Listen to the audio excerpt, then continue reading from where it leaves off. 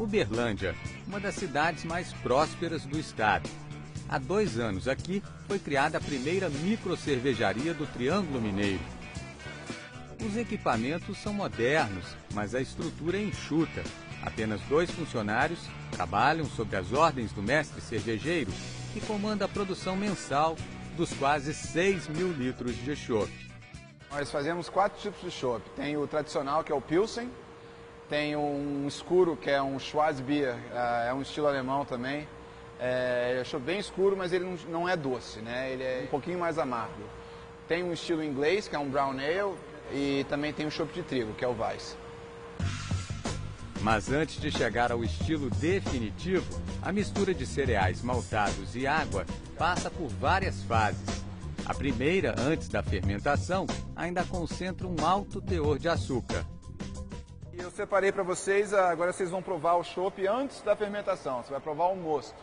E você vai ver, você tem o começo do gosto da cerveja. Aqui não tem lúpulo e não foi feita a fermentação, então é um verdadeiro chá.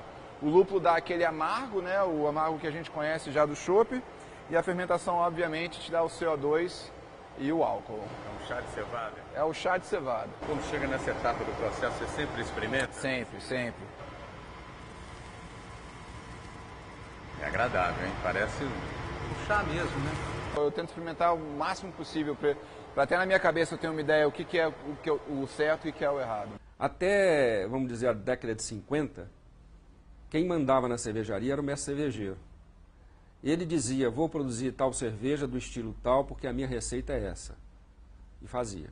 Depois dessa época, na década de 60, 70, com o advento das grandes cervejarias, quem manda na cervejaria é o departamento de marketing.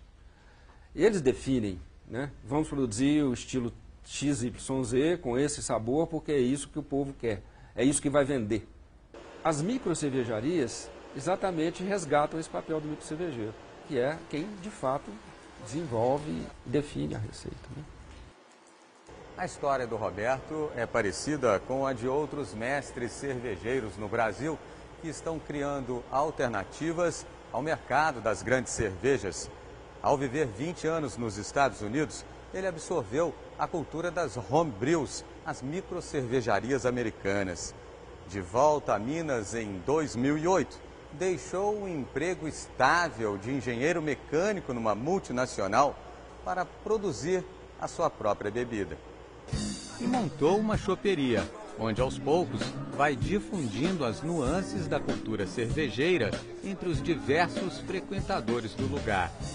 Tem os que vêm em busca da curiosidade, né, para ver o que é, né, porque o pessoal fala, tem uma microcervejaria, entender o que é essa microcervejaria. Inicialmente eu imaginei que não, mas dá para perceber não só pelo gosto, mas pela cor também, né, o aroma deles é diferente. Eu acho ele mais suave e mais saboroso. Tem os que vêm pela qualidade, para ter um produto diferente, que gostam de tomar um chopp de alta qualidade, eles vêm. Os ingredientes que são feitos essa cerveja são os mesmos ingredientes que a gente encontra nas melhores cervejarias do mundo. Então a gente hoje consegue ter acesso em Uberlândia a uma cerveja padrão mundial, é isso. Há um movimento cervejeiro no Brasil recente, nos últimos 15 anos, muito forte, cada vez mais forte. Cervejas que estão sendo produzidas aqui por microcervejarias brasileiras estão sendo premiadas no mundo todo. E aqui em Belo Horizonte nós temos uma comunidade muito forte.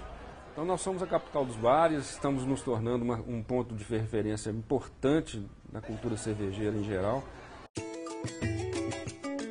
Um pedacinho da Alemanha no coração de Minas. É a impressão de quem visita esta microcervejaria em Ribeirão das Neves, região metropolitana de Belo Horizonte. Uma empreitada que exigiu uma guinada profissional. Foi uma mudança de muita coragem, né? E principalmente de muita dedicação, porque a partir disso o nosso oxigênio para sobreviver passou a ser a Falck Beer. Então a coisa tinha que existir uma determinação e uma certeza do qual que era o nosso propósito.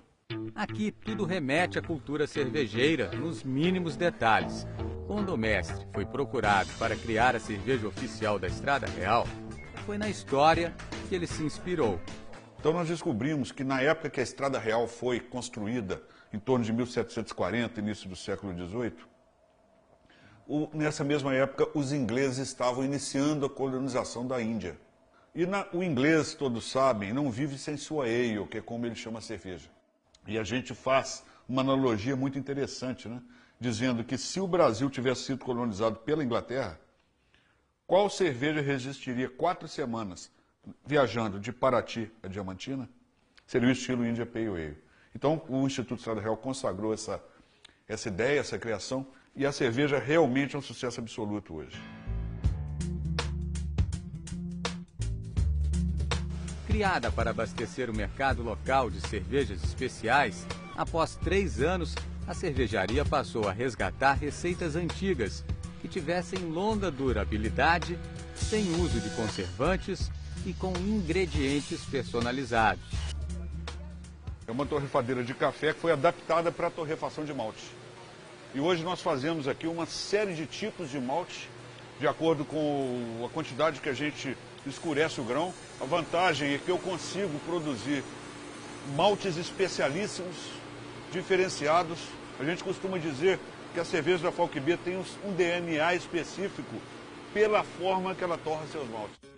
Empolgado, o mestre cervejeiro resolve nos mostrar uma ousadia trazida da Idade Média, que nos leva a uma viagem ao passado.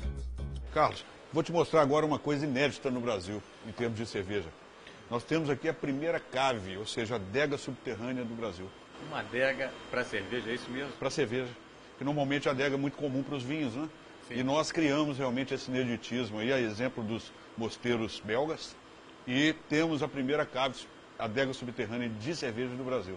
Então a cerveja fica escondida.